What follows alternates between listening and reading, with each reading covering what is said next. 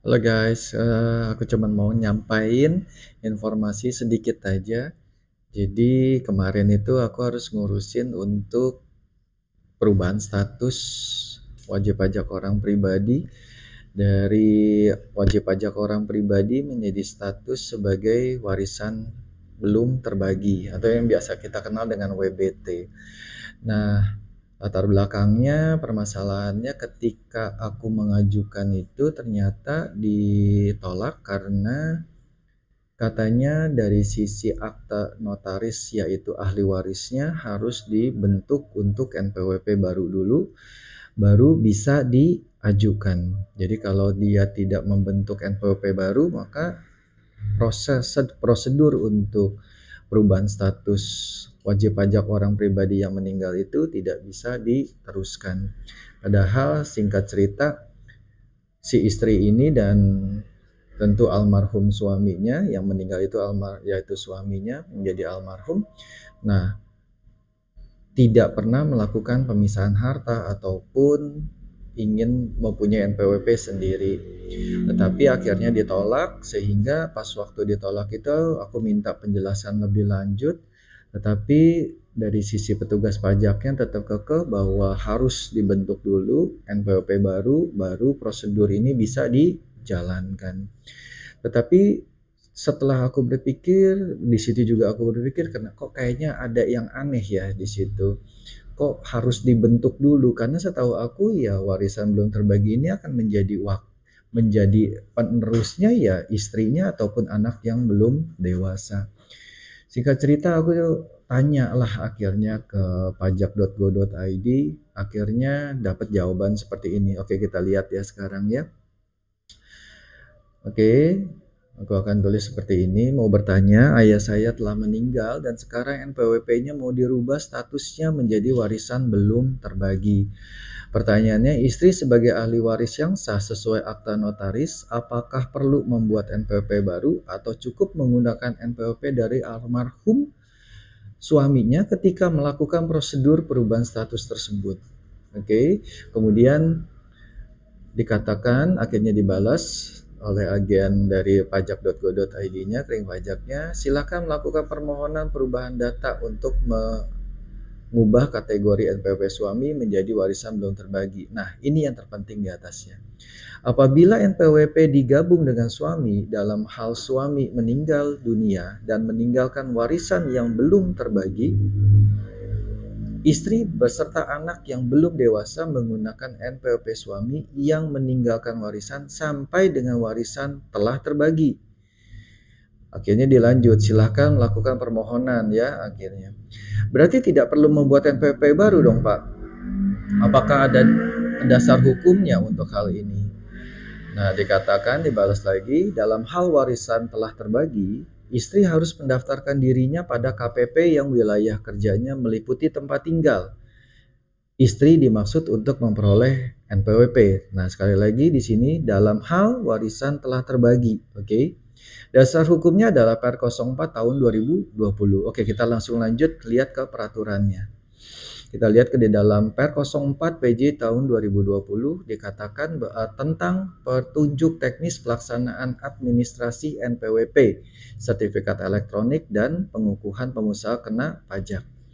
Khususnya di bagian paragraf 3, yaitu pendaftaran NPWP bagi wanita kawin dan anak yang belum dewasa, dikatakan di dalam pasal 7, kita baca satu persatu ya. Nomor 1, terhadap wanita kawin yang telah memiliki NPWP namun menghendaki pelaksanaan hak dan pemenuhan kewajiban perpajakannya digabung dengan pelaksanaan hak dan pemenuhan kewajiban perpajakan suami atas NPWP wanita kawin tersebut dilakukan penghapusan NPWP.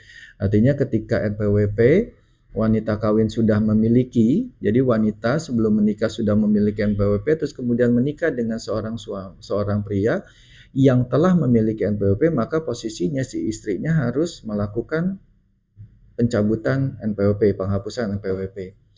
Di ayat 2 dituliskan, dalam hal di kemudian hari, wanita kawin sebagaimana dimaksud pada ayat 1 tadi, meninggal dunia dan meninggalkan warisan yang belum terbagi, wanita kawin beserta anak yang belum dewasa menggunakan NPWP suami yang meninggalkan warisan sampai dengan warisan telah terbagi, kecuali wanita kawin tersebut memilih melaksanakan hak dan memenuhi kewajiban perpajakannya terpisah dari wajib pajak warisan belum terbagi. Di ayat 3, termasuk dalam pengertian memilih melaksanakan hak dan memenuhi kewajiban perpajakan terpisah dari wajib pajak WBT tadi, ya ini wanita tersebut menikah setelah suaminya meninggal, artinya menikah kembali ya. Nomor 4, dalam hal warisan telah terbagi sebagaimana dimaksud pada ayat 2, ya, wanita dimaksud harus mendaftarkan dirinya pada KPP yang wilayah kerjanya meliputi tempat tinggal wanita dimaksud untuk memperoleh NPWP sesuai ketentuan undang-undang di bidang perpajakan. Nah ini ya pentingnya. Di ayat 4 dikatakan dalam hal warisan telah terbagi. Barulah wanita dengan suami yang telah meninggal ini harus mengajukan NPWP baru yang wilayahnya adalah tempat tinggal wanita tersebut. Ini nomor 5, ayat 5. Dalam hal di kemudian hari wanita kawin sebagaimana dimaksud pada ayat 1 hidup berpisah berdasarkan keputusan hakim. Yang B, melakukan perjanjian pemisahan penghasilan harta secara tertulis. Yang C, memilih melaksanakan hak dan memenuhi kewajiban perpajakannya terpisah dari suaminya meskipun tidak terdapat keputusan hakim atau tidak terdapat perjanjian pemisahan penghasilan dan harta. Artinya si wanita tersebut melakukan pendaftaran NPWP dan dia akhirnya memiliki NPWP sendiri, yang D adalah bercerai. Terhadap wanita dimaksud harus mendaftarkan dirinya kembali pada KPP yang wilayah kerjanya meliputi tempat tinggal wanita dimaksud untuk memperoleh NPWP. Ya. Nah, artinya ketika kita melakukan pengajuan status warisan belum terbagi, maka saat itu pula seharusnya tidak perlu lakukan pembentukan NPWP baru dan cukup menggunakan NPWP dari almarhum suami tersebut, lakukan perubahan statusnya dan ini digunakan oleh si istri maupun si anak yang belum dewasa. Nah, kemudian kita harus lihat ke formnya. Di sini aku juga tanya, ketika saya mengajukan form perubahan data itu ada bagian di perubahan identitas wakil wajib pajak warisan belum terbagi.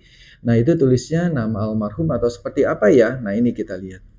Bentuknya ya kalau formulirnya ya seperti ini ya, formulir perubahan data wajib pajak orang pribadi. Ya kita cukup tulis permohonan wajib pajak, terus kemudian di sininya kita tulis warisan yang belum terbagi sebagai satu kesatuan yang menggantikan yang berhak. Ya, perubahan kategori wajib pajak. Di sini juga kita harus tulis ya semuanya ini ditulis apa? Nah, ini kita lihat ya. Kita lihat di sini. Bagian ini diisi dengan data identitas wakil wajib pajak warisan belum terbagi dalam kondisi pada saat perubahan data dari wajib pajak orang pribadi yang meninggal dunia menjadi wajib pajak warisan belum terbagi. Dalam hal terdapat perubahan data wakil wajib pajak warisan belum terbagi atau dalam hal terdapat penggantian. Ya kita lihat ya di sini. Nih lihat. Di sini dikatakan apa? Perubahan identitas wakil wajib pajak. Ya, identitas wakil wajib pajak. Artinya adalah siapa yang menjadi wakil daripada warisan ini yang belum terbagi. Tetapi hal ini harus diperlihatkan juga, dibuktikan juga dengan pastinya dengan akta notaris. Oke. Nah, kemudian ada beberapa catatan tambahan. Untuk wajib pajak warisan belum terbagi, ya. Ini harus dilampiri dengan apa? Dilampiri dengan dokumen persyaratan, fotokopi akta kematian, surat keterangan kematian, atau dokumen lain yang dibersamakan dari WPOP yang meninggal dunia. Kemudian dokumen yang menunjukkan kedudukan sebagai wakil wajib pajak warisan belum terbagi sebagai berikut. Fotokopi kartu NPWP salah satu ahli waris. Dalam hal warisan yang belum terbagi diwakili oleh salah satu ahli waris. Fotokopi akta wasiat, surat wasiat atau dokumen lain yang dipersamakan dan fotokopi NPWP pelaksana wasiat. Dalam hal warisan yang belum terbagi diwakili oleh pelaksana wasiat. Nomor 6, fotokopi dokumen penunjukan pihak yang mengurus harta peninggalan dan fotokopi kartu NPWP pihak yang mengurus harta peninggalan dalam hal warisan yang belum terbagi diwakili oleh pihak yang mengurus harta peninggalan. Pendaftaran diri oleh wakil wajib pajak warisan belum terbagi dilakukan paling lama akhir bulan berikutnya setelah wajib pajak orang pribadi yang meninggalkan warisan tersebut meninggal dunia. Untuk pengurusan pendaftaran NPWP warisan belum terbagi, perubahan data dan pemadanan NIK-nya silakan ajukan ke KPP terdaftar NPWP warisan belum terbagi tersebut.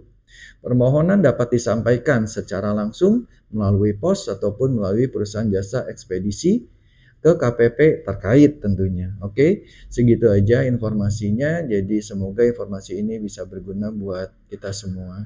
Oke guys, see you. Bye-bye.